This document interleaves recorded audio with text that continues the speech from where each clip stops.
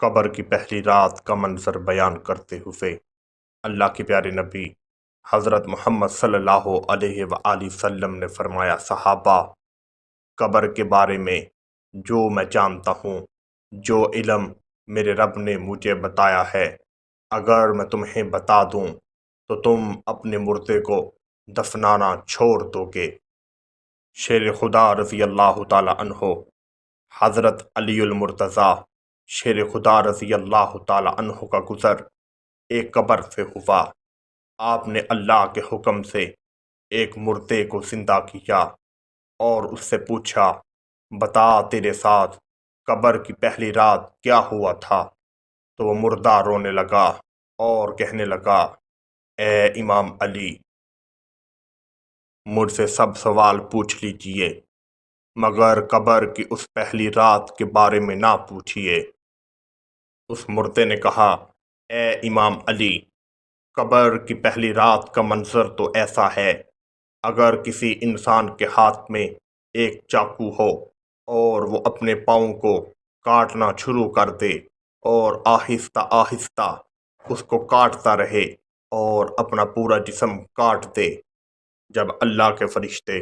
حضرت عزرائیل علیہ السلام انسانی روح کو قبض کرتے ہیں تو اس سے زیادہ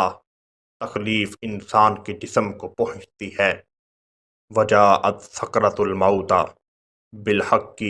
ذالک ما کنت منہ تحید۔ فرمان باری تعالیٰ ہے، موت کی گشی حقیقت بن کر آئے گی،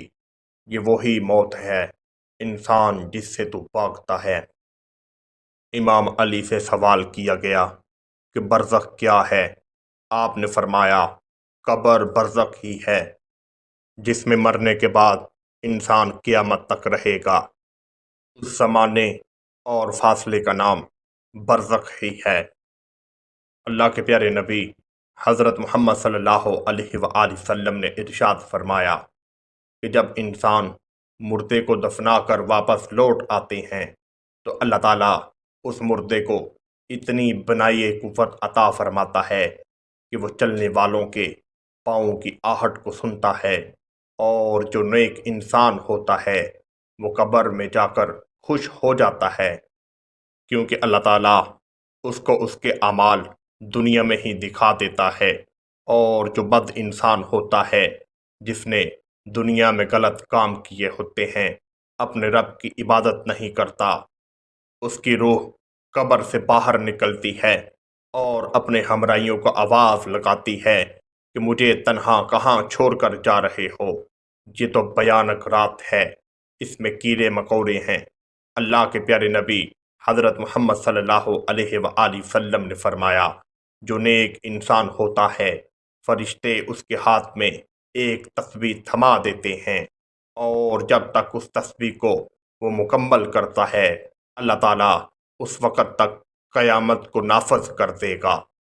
جب حضرت عیسیٰ علیہ السلام کی والدہ حضرت مریم بی بی کی وفات کا وقت قریب آیا تو آپ نے اپنے بیٹے حضرت عیسیٰ علیہ السلام کو پاس بلایا اور کہا، بیٹا، مجھے محسوس ہو رہا ہے کہ میری دنیا کی زندگی ختم ہو رہی ہے اور میرا وقت نزاع قریب آن پہنچا ہے، اور مجھے یہ بھی معلوم ہے کہ تم اللہ کے نبی حضرت عیسیٰ علیہ السلام ہو۔